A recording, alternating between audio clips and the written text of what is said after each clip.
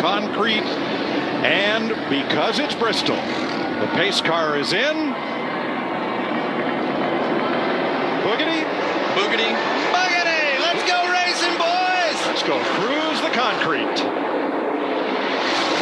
Gotta love you some DW. He loved this place. And it loved him. A lot of Fords up front so far. You see Ryan Blaney get loose, and this is going to happen a lot in these first few laps until they get that resin run in and get the top layer knocked off of it and the rubber put into it. We see Josh Berry underneath Ryan Blaney, but things are going to happen fast here at the beginning, boys.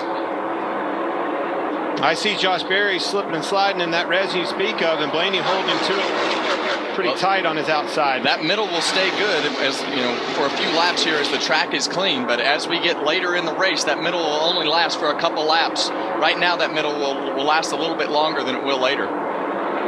Blaney trying to keep Berry down, and sometimes they're separated only by an inch in the middle of the corner. Josh Berry with the lead. You can see him still struggling to put the power down on the exit of the corners. Chase Briscoe for third against Logano. Denny Hamlin trying to follow suit. Well, you see him starting to line up on the bottom of the racetrack, and you see Joey Logano and William Byron trying to stay as close to those inside cars as possible because they know they need to get down, and that train's getting longer.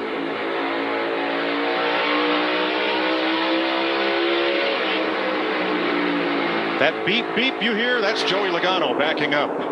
Well, when you look in your mirror and when you look out your window and you've got 10 car lengths in front of you, and you look in your mirror and you've got a whole field of cars lined up behind you, you know there's going to be some pressure from behind to get bumped out of the way. Very reminiscent of Bristol of old, right? That's what it looks like to me. This, obviously, the resin on the bottom is a preferred line right now. Joey was struggling to get down, still can't get down. Freight trained on the bottom so far, but we know that outside will eventually come in. It's going to eventually come in, but until the bottom, like you say, with that resin wears in and starts to wear off, that top lane is just not going to be fast enough to make the distance up. But the other thing that we heard a lot about from practice is tire wear, and this bottom of the racetrack is going to wear these tires out. Now remember, at the back, Chris Buescher has already gained 6 spots. Ross Chastain is up 2 as Josh Berry had his home race here out in front.